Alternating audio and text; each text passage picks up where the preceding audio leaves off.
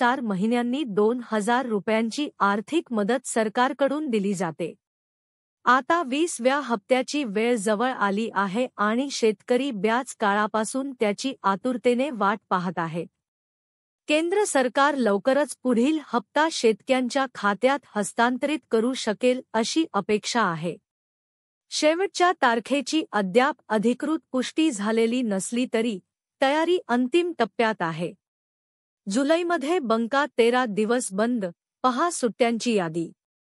हप्ता या आठवड्यात येईल असे मानले जाते की या आठवड्यात किंवा जुलैच्या सुरुवातीला पैसे खात्यात येतील.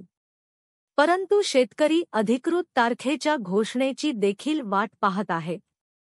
खरं तर मागील अंतिम मुदत लक्षात घेऊन पुढील काही आठवड्यात शेतकऱ्यांना 2,000 रुपयांची रक्कम मिळण्याची शक्यता आहे.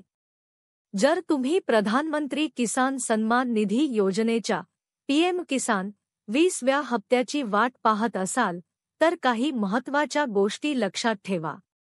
हप्त्याचा लाभ मिळविण्यासाठी ई-केवायसी सर्वात महत्त्वाचे आहे. सरकारने स्पष्ट केले की कोणत्याही शेतकऱ्याला ई-केवायसी पूर्ण केल्याशिवाय हप्त्याचे पैसे दिले जाणार नाहीत.